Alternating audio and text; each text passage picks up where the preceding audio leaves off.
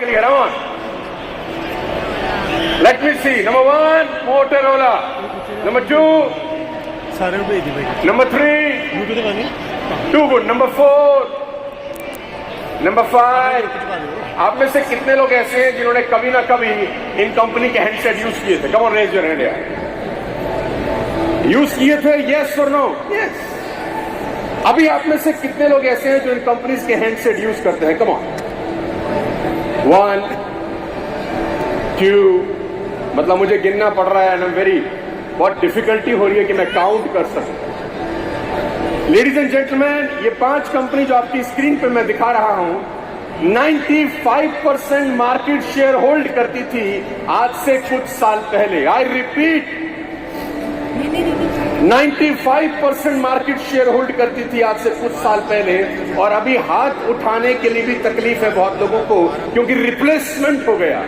बाजार लूट के ले गई नई ऑर्गेनाइजेशन, बाजार लूट के ले गई ओप्पो, वीवो, एमआई जैसे ब्रांड पूरा बाजार लेके. कोई फर्क नहीं पड़ता आपके पास 90% मार्केट शेयर है कि 95%.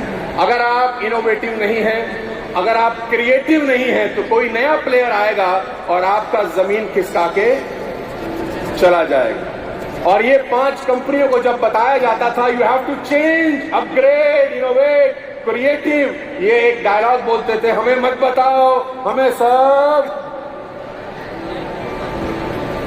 तो जिनको पता था सब, उनका पता जमाना ढूंढ रहा है. आपकी स्क्रीन के ऊपर cut the long story short, मैं बहुत सारे नाम लिख सकता था लेकिन समय कम है तो जल्दी जल्दी बताऊंगा. याहू, एमएसएन, अलाय, लाइकॉस, आस्क, हॉटबॉट, वेब क्राउल, एमएसएन, ये सब के सब सर्च इंजन हुआ करते थे गूगल के आने से पहले. Google was not the first search engine, ladies and gentleman. Google was the 18th search engine. Google से पहले यही काम ये 18 ब्रांड कर रहे थे. As Google step in the market को लेके चला गया, because all these companies are not innovative, not creative, not upgrading themselves. और बाजार से कोई नया प्लेयर आया और पूरा बाजार हाथ से. कोई फर्क नहीं पड़ता आप बाद में आए कि पहले, फर्क पड़ता है आपको कंज्यूमर का नब्ज पकड़ने आता है कि नहीं.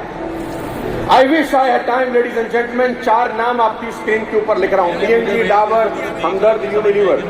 कोई 150 साल पुराना, कोई 200 साल पुराना ब्रांड है गाइस, और अच्छा कर रहे थे. They are doing good, but not more creative और innovative like a person enter the market in 2006. 2006 में एंट्री होती है किसकी? अंदर बार, अंदर बार, अंदर बार. बाबा जी आ गए और बाबा जी पूरा बाजार लूट के. Ladies and gentlemen, 2006, 2007, Patanjali did 55 crore. Last year, approximately, they did 10,000 crore business.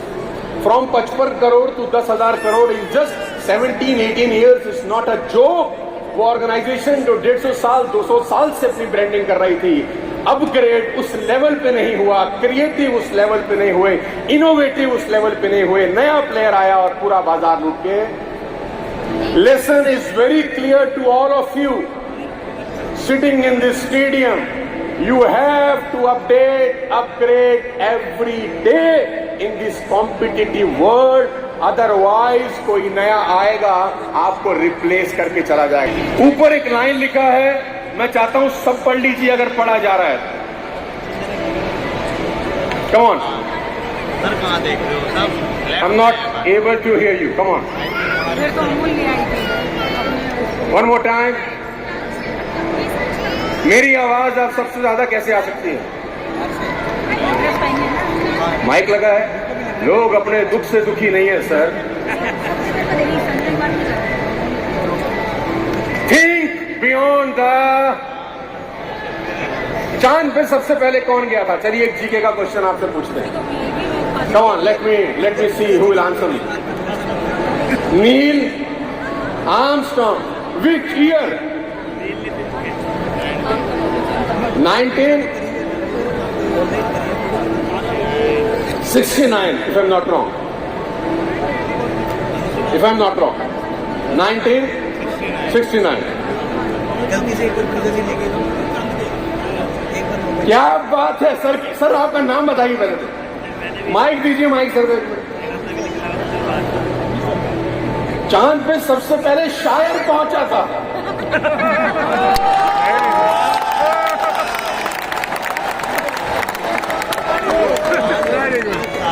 चांद सी महबूबा हो मेरी, जैसा मैंने सोचा था। सुनील बद्दो होंगे ना पक्का। Let me take you all to the topic first. शायरी की बात थोड़ा सा बाद में करते हैं। सुनील बद्दो सर होंगे। So 1969 Neil Armstrong landed on the moon, come on, right. लेकिन मुझे ऐसा लगता है कि चांद पर नील आर्मस्ट्रांग के जाने से कुछ साल पहले उसका सोच लैंड कर गया होगा, कम ऑन, यस और नो। किसी व्यक्ति के कहीं भी रीच करने से पहले उसका थॉट प्रोसेस का वहां पहुंचना बहुत जरूरी होता है। Are you with me? अगर आप सोच नहीं सकते तो पहुंच नहीं सकते। जो मैं बताने जा रहा हूं अगले 10-15 मिनट अपने दिल को थाम के सुनिएगा लेडीज एंड जेंटलमैन, क्योंकि ये एक टॉपिक आपके पूरे के पूरे न्यूरो सिस्टम को बदल सकता है।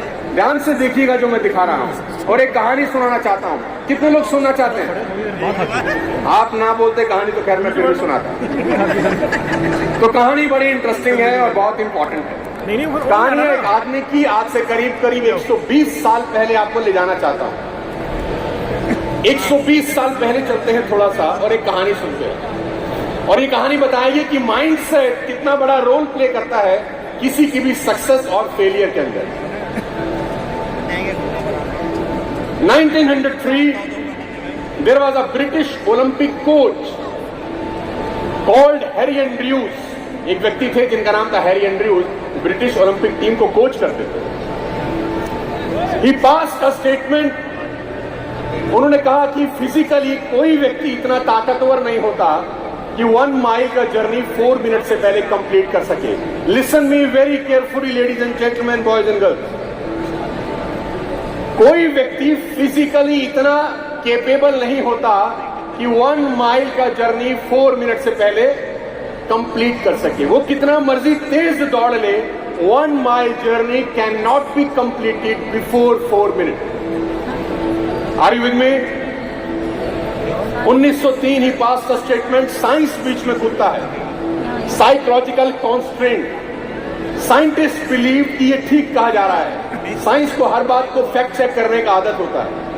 साइंस ने कहा ये बिल्कुल ठीक है। Scientist believe that the human body had psychological limitations that prevented it from sustaining the necessary speed to complete a mile in under 4 minutes.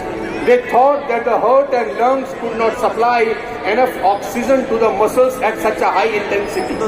Science ने कहा ये बात बिल्कुल ठीक है कि 1 माइल का जर्नी 4 मिनट से पहले कंप्लीट नहीं हो सकता। ये साइंटिफिकली प्रूव हो गया। Ladies and gentleman, let me take you 1 step further. Science ने एक और बात बहुत गजब की इसमें ऐड करी। आपकी लेफ्ट साइड पे हाईलाइट किया है मैंने, मैं पढ़ के बताता हूं, आपकी हेल्प करता हूं। साइंस ने कहा था human body would support such an effort and heart literally explode. कोई व्यक्ति अगर उस इंटेंसिटी तक पहुंच भी गया तो उसकी वेन्स में ब्लड इतनी तेजी के साथ सर्कुलेट करेगा कि उसकी मौत हो सकती है। यानी ये साइंटिफिकली प्रूफ हो गया कि 1 mile journey can not be done before 4। Are you with me guys? ये बिलीव हर एथलीट के दिमाग में फिट कर दिया गया कि ये प्रैक्टिकली साइंटिफिकली पॉसिबल नहीं है। 1903 टू 1956 करीब करीब 50 साल एथलीट ट्रैक पे दौड़ते रहे और 1 माइल का जर्नी कंप्लीट करते रहे। 4 minute 5 second, 4 minute 3 second, 4 minute 7 second, 4 minute 8 second, लेकिन कोई माई का लाल 1 माइल का जर्नी 4 मिनट से पहले कंप्लीट नहीं कर सका, क्योंकि दिमाग में इन्फ्यूज कर दिया गया साइंटिफिकली कि ये practically possible. Ladies and gentleman, कहानी सुनिएगा, आपको मजा आएगा और आपको पता चलेगा कि ये जो गर्दन से ऊपर का हिस्सा है क्यों आपकी डेस्टिनी डिसाइड करता है। Roger Bannister came into action in 1956। Roger ने बोला I will do it, I will break the barrier, I am going to break this record at any cost. लोगों ने बोला रॉजर तूने सुना नहीं हैरी एंड्रयूज क्या बोलता है? बोला मैं किसी हैरी फैरी को नहीं जानता। बोला साइंस की सुन। बोला साइंस को बिल्कुल नहीं सुनता, क्योंकि according to science Bhanwara can not fly. Science के हिसाब से भंवरा उड़ नहीं सकता क्योंकि शरीर पंख से भारी है, लेकिन भंवरा किसी साइंस क्लास में गया नहीं है इसलिए मस्त उड़ रहा है। गलती से साइंस क्लास में बैठा जाता तो उसको बताया जाता बेटा यू कैन नॉट, तो बोला ना तो सुनूंगा किसी कोच की ना साइंस की, एक चीज की सुनूंगा जो है मेरा दिल, I do it at any cost. Ladies and gentleman, boys and girls, 1956 Roger banister ने 1 माइल का जर्नी दुनिया में पहली बार 3 मिनट 59 सेकंड में ब्रेक करके दिखाया। 3 मिनट 59 सेकंड। तालियां आप बजाएंगे अब जब मैं अगली बात बोलने वाला हूं आपको। And listen me very carefully, घर लेके जाइएगा। 1956 से लेकर आज 2024 आ गया है। 12,000 बच्चे, 12,000 लोग ऐसे हैं जो 1 माइल का जर्नी 4 मिनट से पहले कंप्लीट कर चुके हैं, even school going kids. My question to all of you sitting here in this stadium, what changed after 1956? Can you tell me? क्या बदल गया? Is a mindset kingdom. Although ये tallest नहीं है सबसे, although ये heaviest नहीं है सबसे, although सबसे fastest नहीं है, although सबसे फुर्तीला भी नहीं है, चालाक भी नहीं है, चालाक लोमड़ी है, ऊंचा जिराफ है, भारी हाथी है, लेकिन राजा कौन है? It's just because of the,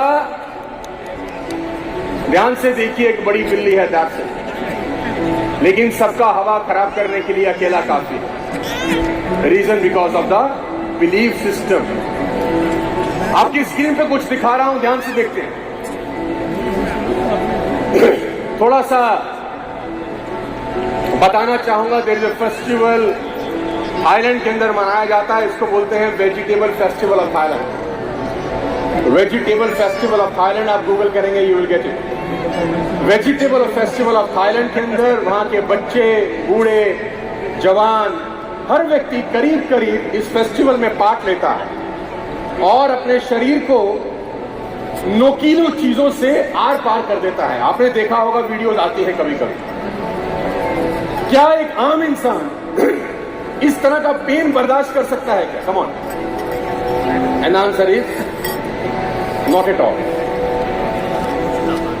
कहानी एक नहीं है, there are so many stories ladies and gentleman. आम आदमी ऐसा नहीं कर सकता, इंसान ही है जैसे आप, जैसे मैं। Why they are able to do this and taking so much of the pain which is practically impossible for a normal ordinary human being?